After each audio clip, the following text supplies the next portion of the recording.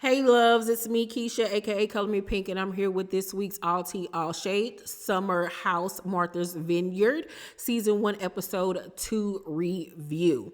So we pick up where we left off last week with the group out to dinner, and Jordan is feeling some type of way because Silas is kind of like signaling her out, trying to make it seem like she this party girl that just got Jasmine all out at the wee hours of the morning, basically on some hoe shit. And Jordan was like, there's a misconception about me. I get it, social media or whatever, because she's a beautiful girl. She takes, risque photos or whatever. But she was like, that's my job. That's how I eat. But I'm never out in these streets unless there's a check calling at the end of the night. Okay? Period. Don't try me, try your mother. Okay? Jordan had to get him together real quick. And Silas was just sitting there looking like that one meme with the dark-skinned man with them glasses. Child, it's just like, what are you doing? I don't like him. I don't like him at all. So Mariah, on the way back home, I love that when she was on the phone with her son, she did affirmations with him before he went to bed. It was the sweetest thing I've ever seen.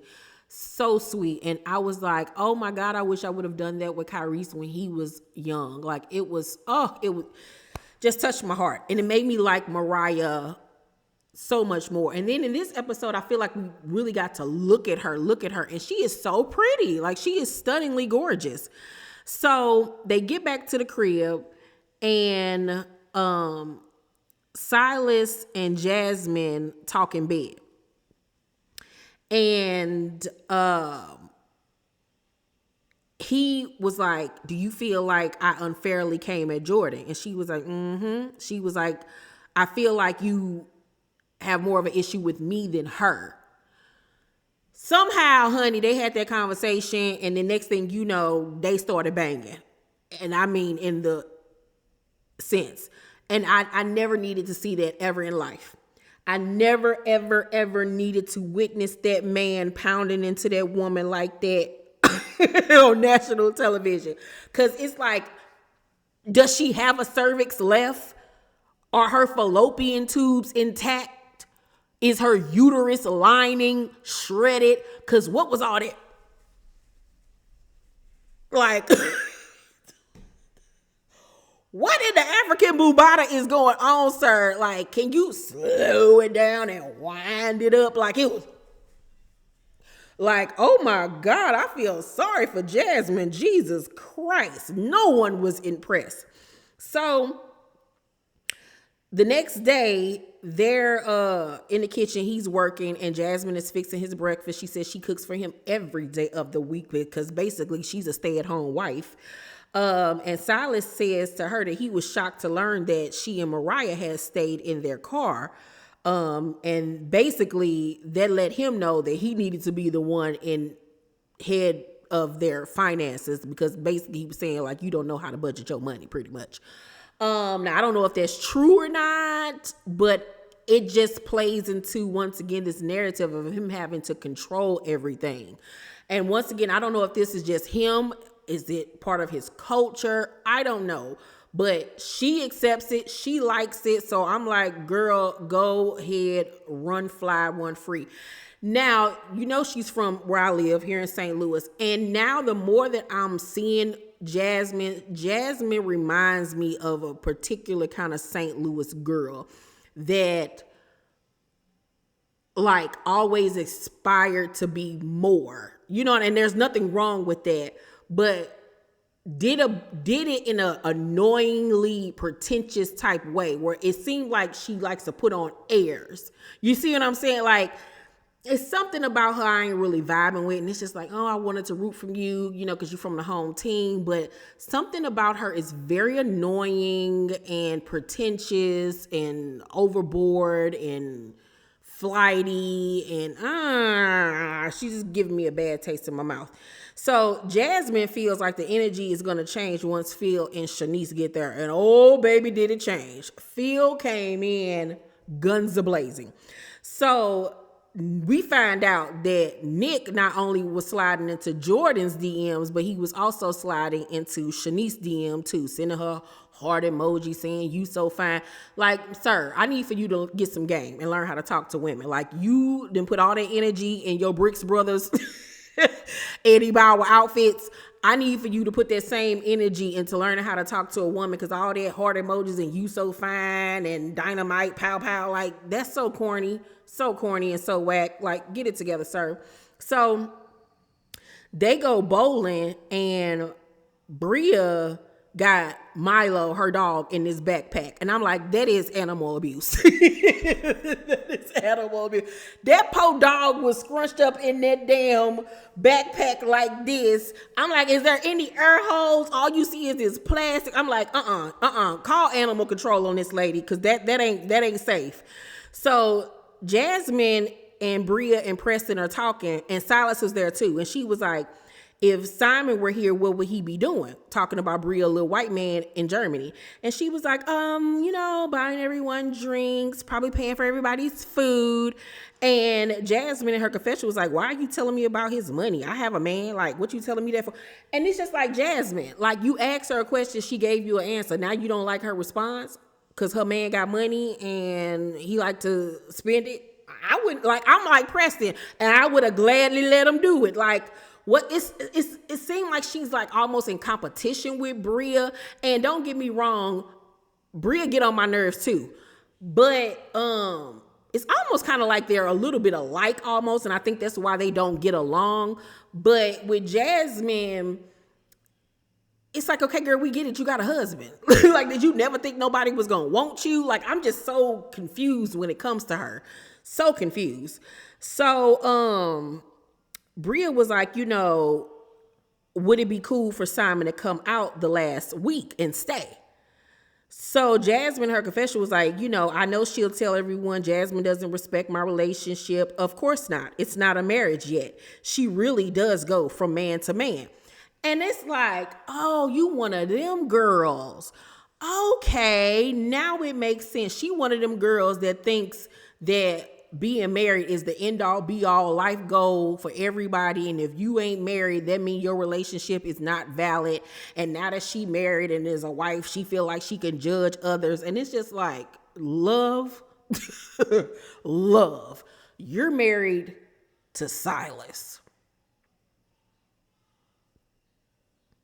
That's all I got to say. That's all I got to say. You ain't married to Boris Kojo, okay? You married to Silas.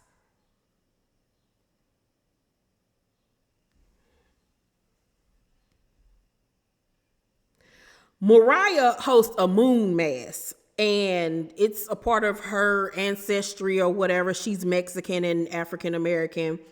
And when they go outside to do it, it's nighttime, it's cold, you know what I'm saying? Everybody's freezing, ready to go to bed. Silas is like, let me go check on my wife. And Nick says to Jordan, why does he always feel the need to go check on her? She a grown woman. Like, she didn't get lost going down the hallway. And it's it reeks of insecurity. Ain't nobody checking for Jasmine. I'm just gonna keep it a buck. Like, sir, she's fine. She ain't nobody checking for either one of y'all. Like, sit down somewhere, please. So they do the little moon mask, and nobody was really into it for real. And Mariah felt some type of way. I think it really hurt her feelings that people didn't at least try to get into it. And I can understand her feelings being hurt, but it ain't for everybody. You know what I'm saying? And yeah, she was trying to give a piece of herself, but once again, it's just not for everybody. Everybody's not going to, like what you like and are into what you into. I mean, at least they came out and supported you, but you have to take into consideration it probably doesn't align with everybody's faith. And it was cold. People was ready to go inside, and instead of harboring that on the inside, she should have just been open enough and said, hey, y'all, I really wish y'all could have taken that more seriously. This is why I did this with you all. I was trying to connect. Just open up your mouth and say how you feel. And I feel like if people were more vocal about their feelings, it will quell a lot of arguments and miscommunication and feelings. So The next day, Shanice arrives. She's really bubbly, ready to party, everything. Really cute girl. And so Nick gonna say, that's not the same person from online. And I'm looking at this wide forehead ass nigga like, are you Steve Urkel looking ass boy? If you don't get somewhere and get, ooh, like that girl is pretty. What did you expect for her to come in like head to toe makeup, bodycon, dress on, heels and all that? She just got off a flight, sir. Ain't nobody getting off a flight all dolled up doing all of that. You can tell she's a naturally pretty girl. And it's just like, you are not the one to be sitting up here talking about somebody don't look like they did on a picture. When you sitting up here looking like the male version of Twiggy, like love. You're a waif. Have several Kate Moss, like sit down somewhere. Oh my God. So after that, where was I at? Because he'd have made me mad, Jesus. So Shanice off rip is attracted to Alex. She don't even like Nick. And I would have been attracted to Alex too, because to me, he's the best looking one in the house. But he don't like fat bitches, so I wouldn't have been on his radar at all. So Shanice was like, Jazz, how is the adjustment of marriage? And Jazz was like, I'm still trying to figure out what my friendships and marriage look like. And in her confessional, she says, I don't know how my friends feel about me as a wife now. And to me, once again, it's like she's putting so much emphasis on being a wife. Like, what do you mean you don't know how to, you're trying to figure out your friendships and your marriage and what they look like? Life continues on. Just because you got married don't necessarily mean that your friendships need to change. Yeah, that certain things will change, but life continues on. You're the same person that you were before you legally said, I do. I'm not understanding this big conundrum that she's going through. Like, what? It feels to me like she's trying to change who she is for Silas. And it's like, either he accepts you for who you are or not. Like, I'm not understanding this chick. So, Shanice says that Nick is not her type. And I'm like, hallelujah. Hallelujah. Mariah says, however, she doesn't know if Alex is her type. So it seemed like she had her eye on Alex too. Everyone decides to go out that night but Mariah. She decides to stay back because she's still feeling some type of way. So before everybody leaves, Mariah goes to, get a bath towel or whatever.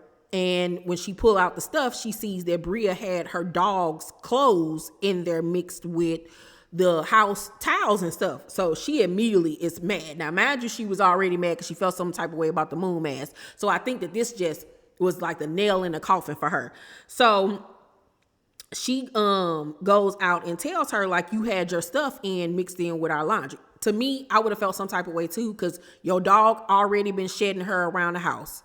So then you put his dog clothes in with our towels. So now potentially your dog hair is mixed up into our stuff, and it's just too much. I'm sick of you and this dog. So Bria was like, well, that's your problem. That's your personal problem. Baby, let me tell you something. I would have grabbed Bria by that braid and slapped her with it like I was Bianca Belair. Like, girl, because who are you talking to? Like, she's so flippant when it comes to her and this dog. So Mariah was like, it's your personal problem. We already talked about it.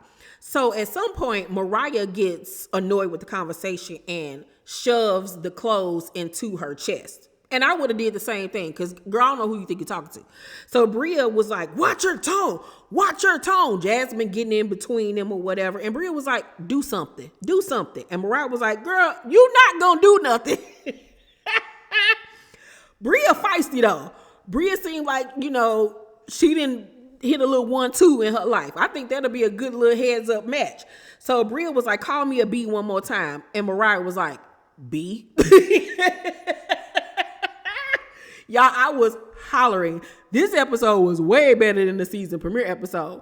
So Mariah feels like Jasmine is taking Bria's side when she comes confronting her about what happened. And I'll be feeling some type of way too, because Come on now. You literally just had an issue with her having dog hair everywhere. So don't act like you don't understand where I'm coming from. So Mariah, after everybody leaves, it's just her and Preston at the crib. And she ends up crying. And Preston was there to console her. And I felt bad for her. I really honestly did. Because I feel like she feels like she don't really fit in around the girls. And her and Jasmine are quote unquote best friends or really close friends. So I kind of felt really bad for Mariah.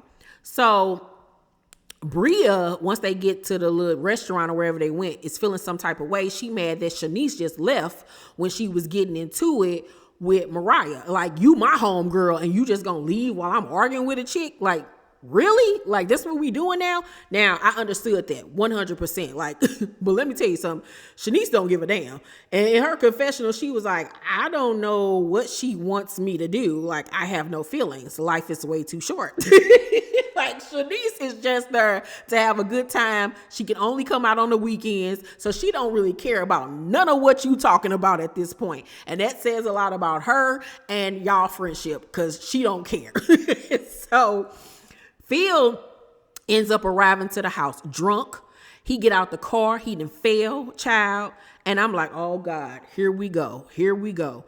So he get in the house and loud and demanding that Preston take a shot. And Preston in his confession was like, he seems like the type that needs to be the center of attention. And obviously that is 100% true.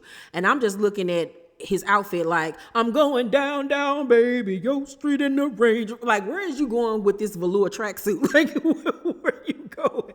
It is not 2002. You are not being drafted to the NBA. Like, what is happening with this outfit? So we then flash back to Phil being on the phone with Bria talking about the bedroom situation. And she tells him it's first come, first serves. So she finds the bedroom by the pool table and was like, this room is free. He was like, all right, put my name on a sticky note and put it in the room so people know that that's my room. She was supposed to do it, but she did not. As soon as she left out the room, Nick ended up coming in the room and claiming it as his. So when he gets there, he thinks that Nick has pushed him out the room. So he just got an attitude about that and decides to go in that man's bathroom and take a number 2 and not flush it. Like, come on now. Come on now. Like, now you're doing too much for camera time and for a moment. Like, how old are we? That's just nasty and trifling. Like, and then I'm looking at him even way more sideways by the fact that you just took a dump and then went to the club. You nasty, crusty booty ass man. First of all, you just got off a flight. You got airport, COVID, flu all on you. Ew. Then you go take a number 2 and then go to the club. You ain't even washed your... Boy, bye. Disgusted. So they head to the club and Preston goes over to Nick and was like, I think Phil is trying to move your stuff. So Phil says to Nick, did Bria leave a note? I'm a curse. And he was like, nah. He was like, I'm gonna curse her out later. But I did, take a ish in your bathroom, no. And so Nick in his confession was like, I can't take this guy seriously. A sweatsuit, a Nietzsche, that's where we are in life.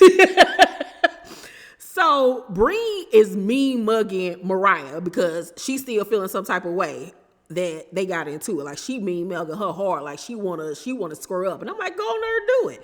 Like, what you just staring at her for? So Jasmine gonna come over there. Black excellence is all that matters at the end of the day. That's all I care about. Okay, bye. It's like, get your annoying ass on somewhere. Like, that wasn't necessary. This ain't about you. Get on somewhere. Like, she's annoying. I could tell, living in St. Louis, she got beat up a lot. She got beat up a lot. I know she got beat up a lot. That's probably why as soon as she graduated high school, she was out of here and tried to reinvent herself as a new person, because I know she got beat up. I want to know what school she went to. I want to know what school she went to, what high school she went to. Anybody in St. Louis that know this girl, please hit me up and give me the tea.